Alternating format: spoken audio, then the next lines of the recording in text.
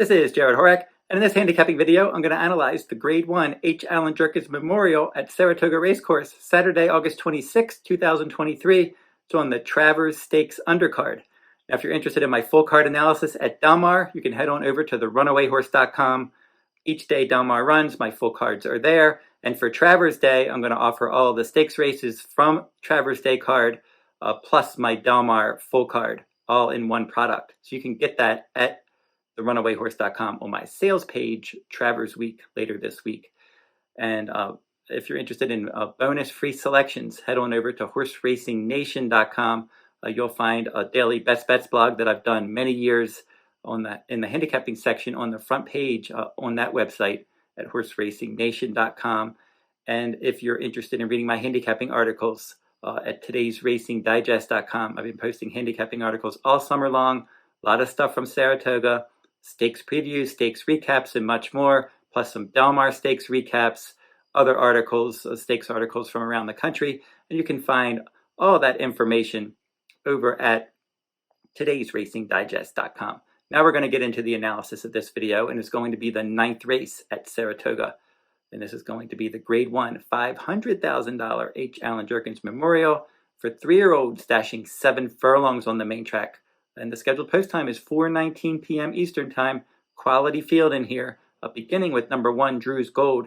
He was one that was in good form earlier on, but not quite as sharp recently. He's 4 for 7 lifetime with a second and a third. Spanked more than $300,000. And he certainly likes a fast track. He's 4 for 6 with a second and a third. His other race, last time out, was on turf. Didn't run his best race there. So all of his fast track dirt sprints, nothing wrong with them. Back-to-back wins last year in his career debut at Churchill, and his first start this year at Laurel Park. He stalked, he scored in both of those races. And then at Aqueduct in his third start, the Jimmy Winkfield Stakes, he battled on the pace and he won that one easily. The Gold Fever Stakes, same thing, battled on the pace, pulled clear. The Woody Stevens, he ran a quality race in that Grade 1. Arabian Lion, a horse he's facing here, was the horse to beat there, and he did win that race. But Drew's Gold from post 10 lunged at the start, chased outside.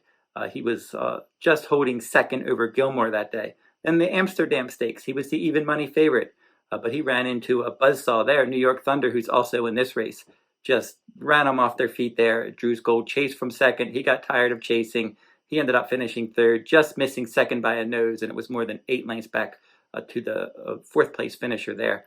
So the top 3 were well clear of the rest, and New York Thunder was clear by 7 lengths.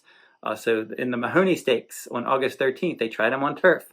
9-horse field. He had post 9. He was stalking wide. Ran okay. He was in the hunt. He was just too wide there. Couldn't churn on and keep going, and he finished 7th in that race. So now back into a dirt sprint. From that inside post, he's probably going to try to impact the pace in here. He's going to have to really pick it up. He was sharp in the spring, not nearly as sharp now, and you don't want to be coming into a race like this if you're not on top of your game. Number 2 in here, 1 in Vermillion. Luis Saez will ride. 11 starts, 5 wins, 3 seconds, and a third. He's one that's going to be turning back in distance. He began his career in some sprint races, and he won a couple of sprint stakes races last year at Turfway Park. At Turf Paradise. In those races, he was all over the pace and he ran well. And then they went to Sunland Park, Riley Allison Derby there, and he wired the field there. The Sunland Derby, a Kentucky Derby prep race, he was 5th, beaten 12 lengths. They tried him in the Santa Anita Derby. He set the pace, he finished 5th. The Las Barreras Stakes, they turned him back to this 7 furlong distance, and he wired the field. And then in an allowance race, he won that race at Canterbury in his next start. And then he was in the Canterbury Derby on turf, and he set the pace, and he finished 2nd there. The Iowa Derby, he set the pace, and he won that one. And then the West Virginia Derby, he set the pace. He was best of the rest in 3rd, just missing the runner-up spot by a head. So he can impact the pace in here, but there are some others like New York Thunder that are wickedly fast early, and we'll see how long this one can hang around. Verifying, very interesting, cutting back in distance. This is the son of Justify. 9 starts, 3 wins, 3 runner-up finishes, and he's 1 for 1 at Saratoga. And I like the fact that they're going to cut him back in distance in this race. He broke his maiden at Saratoga at 6 furlongs, going wire to wire last summer. And then he was in the 1-turn mile Grade 1 Champagne. Blazing Sevens won that one, and Verifying stalked the pace, took the lead, and then he ended up running second there, a solid second place finish. The Breeders' Cup Juvenile, he did not have a good start whatsoever in that race, and he ended up finishing sixth, beating 12 lengths in that 10-horse field. Brought him back in an optional claiming race, a 2-turn, 1-mile race at Oaklawn Park earlier this year in January, and he pressed the pace, and he took over, and he won by more than 5, visually impressive score. The Rebel Stakes, he had all kinds of trouble from the inside post. He was just racing in traffic with nowhere to go. He ended up finishing an even fourth in that race. The Grade 1 Bluegrass, he gave Tepetrace a real tussle. I liked him there. He was my top choice. I liked him from a trip standpoint in that race. I thought he could get the jump on Tepetrace, but Tepetrace was able to come after him early. And then you kind of knew Verifying was in trouble because his stamina was a bit suspect. Tepetrace had way more stamina, and that was the difference between those two that day. A neck between them, and then more than 5 lengths back to the show finisher, Blazing Sevens, and he did come back and run on second and almost won the Preakness Stakes. Then in the Kentucky Derby, he was just cooked on a pace duel. He had post 2. They wanted to get up on the pace, but they had no idea that the pace was going to be 22 and change, 45 and change. Anybody that was close to that pace other than 2 fills was completely cooked and drained that day. Mage rallied from way off the pace to win that one. 2 fills probably ran the best overall race and a good runner-up finish, and then Angel of Empire rallied from off the pace there. And Verifying finished 16th. He had no chance battling on that pace. Then in the Matt Winn Stakes, he had the tactical edge over Disarm. Again, I liked Verifying in that race. I thought from that tactical standpoint, he'll get the jump on Disarm, and he did. He tracked, he led, but Disarm was able to run him down more than 4 lengths back to the show finisher. Then Disarm came back and he ran in the Jim Dandy Stakes. He was 4th. Disarm's in the Travers. Verifying in his next start, the Indiana Derby, another race where I liked him in that race, and he ran a decent race. He was chasing from second, took the lead, had the lead by a length, held off Raising Cane to win by a nose. Cagliostro was 3rd. Cagliostro was my top choice in the Smarty Jones Stakes earlier this week at Parks, and he ended up finishing 2nd in that race. So now Verifying with Flavien Prat aboard, jumping aboard for trainer Brad Cox. Good, decent jockey trainer team here. Cutting back in distance, he's got some positional speed. I can definitely see him making an impact in this race. Fort Bragg for trainer Bob Baffert, one of 2 Bob Baffert trainees in this race. 8 starts, 2 wins, 2 seconds, 2 thirds. He's one that I think possibly better around 1 turn, even though he's had some success around 2 turns. Like his maiden win in his 3rd career start, actually in a 1-mile race around 2 turns in his 2nd career start after finishing, rallying to finish 3rd in his 5.5 furlong debut. That was just too short for him. So they stretched him out and he was disqualified. Practical Move ended up finishing 2nd behind Fort Bragg in that maiden race at Santa Anita last fall. But they placed Fort Bragg 2nd through disqualification. But then in his next start at a mile and a 16th, he wired the field. A decent effort there, defeating Reincarnate, his stablemate that would go on and do some stuff in the stakes ranks against some 3-year-olds. Fort Bragg in the Los Al Derby, Practical Move won that one. Carmel Road was 2nd, and then Fort Bragg ended up finishing 3rd in that race. He had some trouble. They tried him in the San Felipe. He had some trouble there. Ended up finishing 5th. And then in his next start, the Florida Derby, he set the pace. He weakened to 5th. And then they thought, all right, he's better around 1 turn. We're going to cut him back.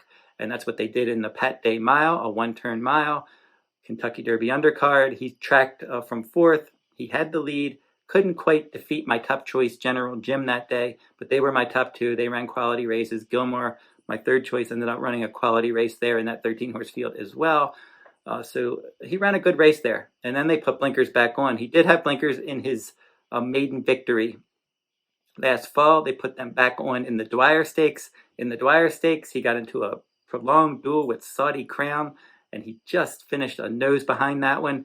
And Fort Bragg was the favorite, and it was 11 lengths back to the show finisher. So Fort Bragg and Saudi Crown really laid it on the line. They ran a quality race last time out. And then Saudi Crown backed that up by just missing to Forte in the Jim Dandy by a nose after setting the pace. So now Fort Bragg is making his next start here. He's fresh.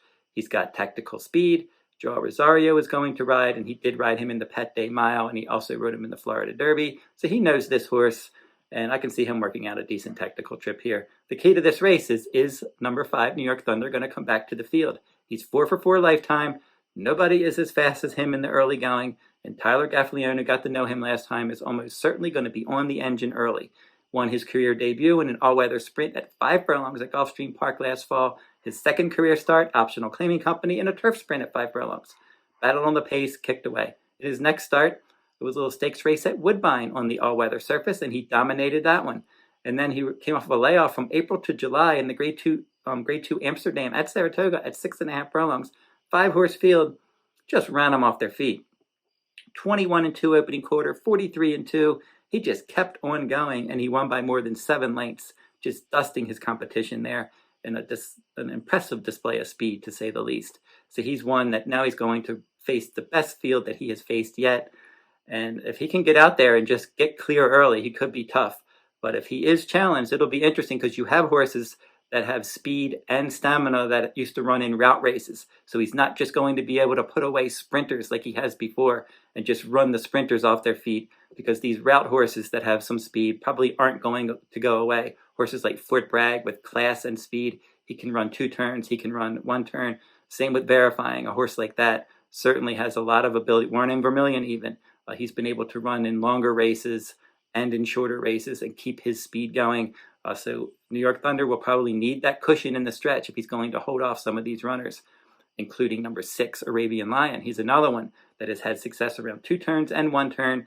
He's got early pressing speed, and has that good cruising speed, and he can keep it going, and he's not going to go away if he's right there with New York Thunder in the stretch. In Arabian Lion, his career debut, he wired the field, showing a good display of speed at Santa Anita Park last fall. And in that 6 furlong race, nice effort. He was the big favorite, and he won just like he should have. And then in his second career start at Keeneland, a big effort there. He really ran his eyeballs out in that race at Keeneland. He just couldn't quite win it. Giant Mischief was a decent horse for Brad Cox. He got into a nice battle with Arabian Lion, and Giant Mischief won it, and it was more than 17 lengths back to the show finisher. Then he lost his way in his next 2 starts. The Grade 2 Low South Futurity, he ended up chasing the pace and weakening to finish 5th and last. They tried him around 2 turns again in the Robert Lewis Stakes. He set the pace, he weakened to 4th. So you thought for sure this is a 1-turn horse. Beffert's not going to run him in a route again, but he did in the Grade 3 Lexington. And from post 10, he got loose on the lead, and he bounced back to his form from his first 2 races, and he ran his best career speed rating when he finished second to First Mission. He was clearly second best, and then Disarm ended up finishing 3rd that day. So now they had Arabian Lion back in form, and they ran him in the Sir Barton Stakes, a restricted stakes on the Preakness undercard, and he dominated that race. He got out to the front, he controlled the pace, he won by 4 lengths. Tappett's Conquest was clearly second best, and he was a next out winner. Arabian Lion was a next out winner in the Grade 1 Woody Stevens. From post 2, he was tracking the pace inside, and he took the lead, and he edged clear. He won by 1 3/4. Drew Gould was second, Gilmore was third. So now he's been freshened for this, and back-to-back bullet workouts at Del Mar on August 11th, 6 furlongs and 111 and change, and then on August 18th, 5 furlongs, 59 and change from the gate, best of 45. So the way this race should shape up, nobody's getting in front of New York Thunder if he runs back to that last race. He's going to certainly set the pace. Now it's a question of facing better horses. How much of a cushion is he going to have? And is he going to be able to hold off these horses that aren't sprinters behind him, horses that can have a much better stamina than the sprinters that he's been running off their feet? If he's able to get out there and just blitz those fractions and keep on going again, certainly he's looking like a superstar if he can do that. And he certainly could do that. And there's many different ways you can go if you think he can't do that. You can certainly think that Verifying, turning back with all that class from those longer races could certainly make an impact. Bragg, we know he's a good sprinter. And then Arabian Lion. One of those 3 horses could easily defeat New York Thunder. And I'm going just from a 7 furlong race, a horse with tactical speed and the outside post. I'm going with that angle. I'm going to pick Arabian Lion on top. I just think he can track and stay close enough to New York Thunder, and then in the stretch, he'll just use his stamina with those good late pace ratings that he's been earning. I just think he can outkick that one if he can get close enough to him. So that's going to be the key. But I think Arabian Lion can defeat New York Thunder in the H. Allen Jerkens Memorial at Saratoga Race Course, and he will be my top choice. So don't forget to like, subscribe, and comment if you like this horse racing content. Again, if you want my Del Mar full card with the Saratoga's Travers Day Stakes races, you can find that at therunawayhorse.com on my sales page later in the week, Travers Week. And until I see you next time, good luck at the races.